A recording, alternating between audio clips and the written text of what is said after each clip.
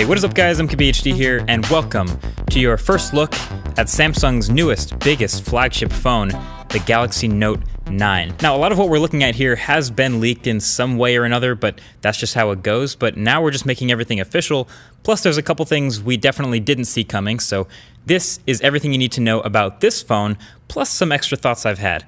So right off the bat, the new design, it isn't really that new. It's kind of just what we expected. It's the same glass and metal boxy design we're used to from the previous Notes from Samsung.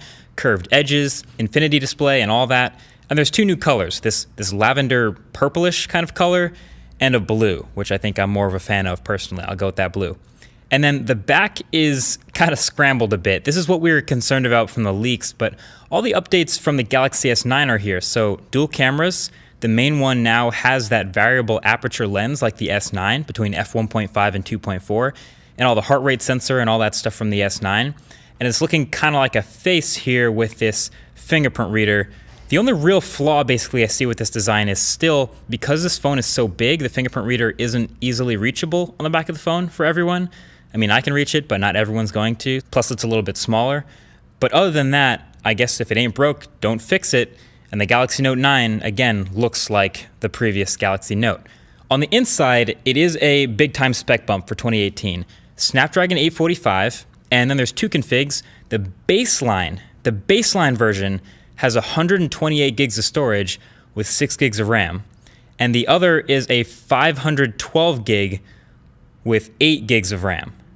That is insane. That's over a half a terabyte of flash storage in your pocket. Plus, it's still keeping the micro SD card slot, so you can drop in another 512 gig micro SD card if you want, and then you literally have a terabyte in your pocket. And then Samsung is focusing on performance a little bit more with a couple more gaming phone-inspired features. So it's not a full-on gaming phone, but you've probably heard about Fortnite coming to Samsung Android phones.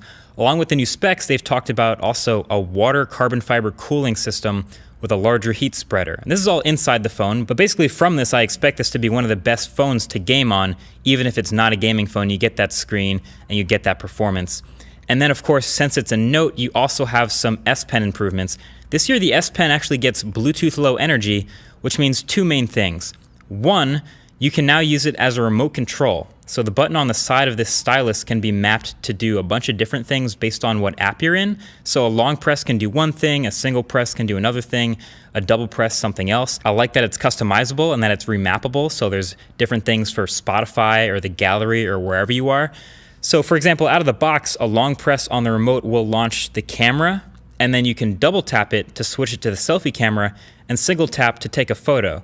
So that's pretty good. I mean, I can imagine people coming up with interesting macros and certain apps to take the most advantage of this, or to just take the coolest, most discreet photo of themselves while they hide the S Pen in their hand.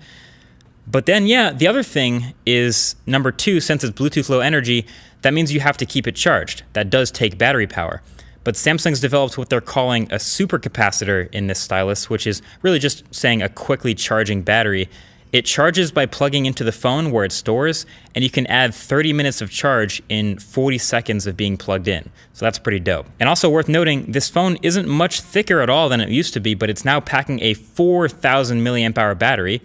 Assuming it doesn't explode, that's huge. A huge screen like this needs a huge battery, so I'm happy to see Samsung confidently pushing that envelope again. And then there's a new AI-powered scene optimizer in the camera that now recognizes the scene it's taking a photo of and maybe boost certain colors or contrast wherever based on what it thinks you'll want. But pretty sure I'm going to turn that off just like I do on every other phone I've tried it on this year.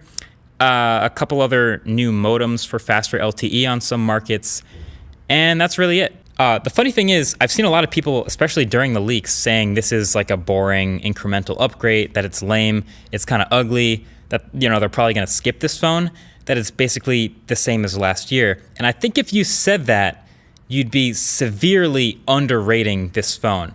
I mean, you might be kind of right. It is similar, especially in the overall design, to last year. But last year was a really good phone, one of the best overall you could get. And then to get a real meaningful upgrade from that a year later is kind of amazing. I mean, okay, on paper, listen to this. Just listen to the spec sheet and tell me it doesn't sound like an incredible phone, like something you might have thought of like a dream phone a couple of years ago. Ready? 6.4-inch Quad HD Super AMOLED display, super bright, super vibrant, honestly probably the best screen in any phone. Snapdragon 845, half a terabyte of internal memory, 8 gigabytes of RAM, and a micro SD card slot in case you want more storage, IP68 water resistance, fast wireless charging, fast wired charging with USB Type-C, a headphone jack, 4,000 milliamp hour battery alongside a stylus in the phone, iris scanner, fingerprint scanner, heart rate sensor, dual cameras, both of them optically image stabilized and one of them with variable dual aperture, and the whole camera module doesn't protrude, and then the whole thing being wrapped between thin bezels, no notch, metal rails, clicky buttons, and a solid build. That is a damn good phone. From the first impression, I'm pumped to use it and give it my shot in the pocket when it comes out. Give it a verdict on things like battery life, camera quality, software feel, how these things go. But overall, let me know what you think. Is Note 9 your next phone like it might be mine? Let me know. Thanks for watching. Talk to you guys in the next one. Peace.